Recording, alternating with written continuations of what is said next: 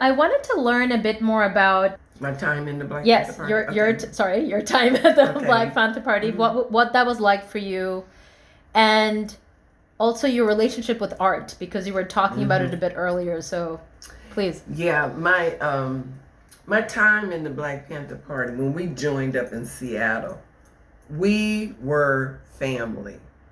We sat down and ate together. We read the newspaper together. We talked the politics together. We got into trouble together. Me and two other ladies, now three because the third one, she came in a little later. But the three of us during the time that I was there, don't look anything alike.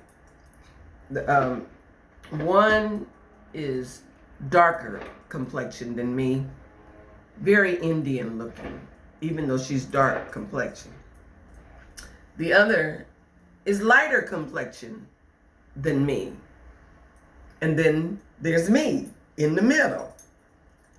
People swore up and down. She looks this way, she looks this way, she looks this way, and I look this way. People swore up and down we were sisters. Blood sisters. We are comrade sisters, but people swore up and down we were blood sisters. Matter of fact, before me and my husband joined the party, one of my neighbors, he was strung out on cocaine, poor baby.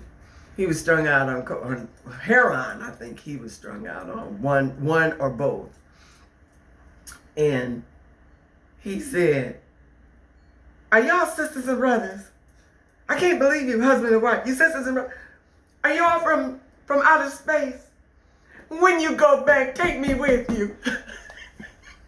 I was like, what are we projecting? But we were family up there in Seattle. I mean, literally, brothers, sisters. We were comrade brothers and sisters, but we were family. How many members were there? Well, there was two that left after we had come in, but there was about 8 of us, I guess, by the time we're in there. There was more before we came in, but by the time we get there, it's sort of settling. This was 69. 69 to 72. And it's sort of settling in, you know. And we're focusing on the survival programs, you know. Which is? The sickle cell anemia, free breakfast program, and the newspaper. These are, we had a prison program. We had a clinic. We were opening up the free medical clinic up there, wherever there was a need. But there were 8 people doing all this work? We were bad. Let's see. 1, 2, 3, 4, 5, 6, 7.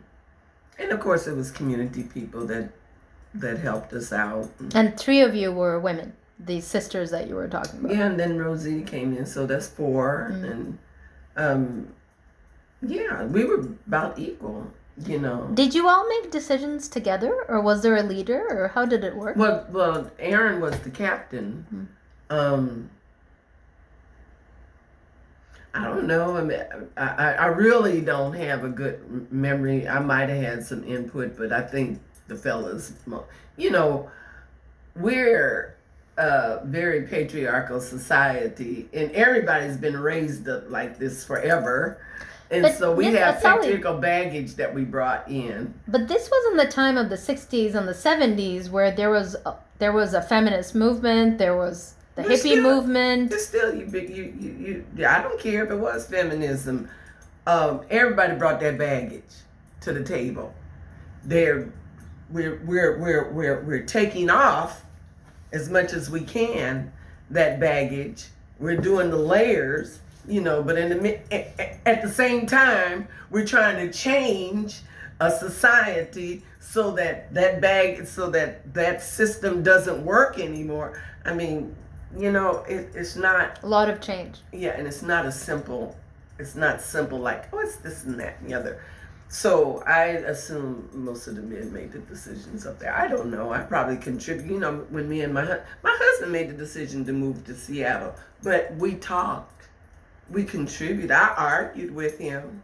on things that I didn't agree with him. I argued back with him, and he shut up and let me, because I wouldn't stop. So, you know, I never felt like I couldn't say anything. I couldn't express myself.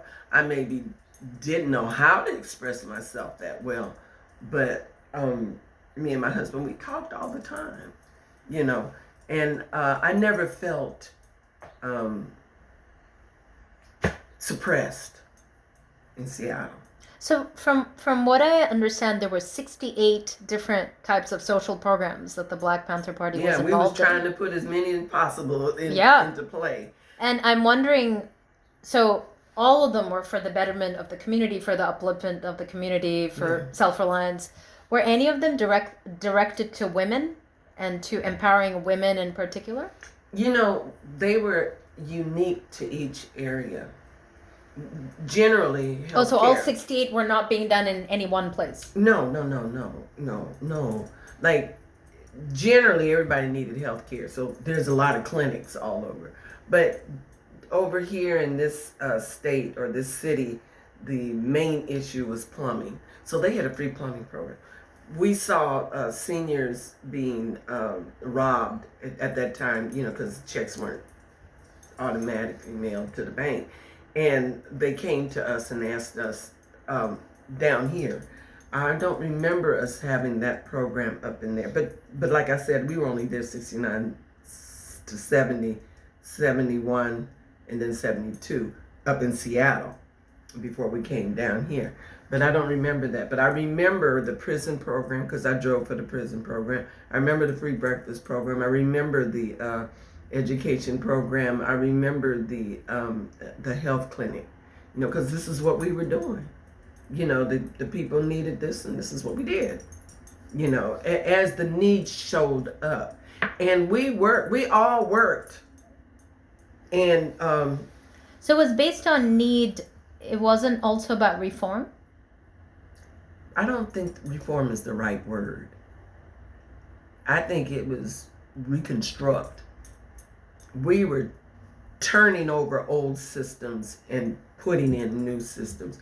When we come down here, it's a time called Oakland, a base of operation. We're getting ready to get involved in the politics of Oakland and make Oakland a model, a real model city, not the government model city, a real model city. The Oakland Community School, it is considered a charter school by today's language, but it wasn't now fund us and you guys come to us. It was a model for the public schools. We were creating models for to change, models of change, revolution. We were talking about change, and we were creating models for that change. And the objective of the survival programs was for the community in general to begin to take over, which that did happen up in Seattle with the medical clinic eventually. But when you moved from Seattle to here, you were no longer involved with the Black Panther. Yeah. Or you were also still involved. Yeah, I got assigned to the Black Panther newspaper. Ah, okay. And that's when I had stopped drawing up in Seattle, basically. I think I worked on the sign for the medical clinic. And this old, I forgot his name. He was a communist, but he was a photographer. And he started showing me photography. So I was going to go from painting to photography. So back up for a minute. When did your love affair with art start? How old were you? I was knee-high to a grasshopper. I've always drawn, you know. And you're just self-taught when you were drawing as a child? Yeah. And then, you know, in high school, I learned a lot of lessons in high school. Then I got too arrogant in college, thinking I knew everything from high school. Didn't learn nothing in college till I went back to school and got a degree. But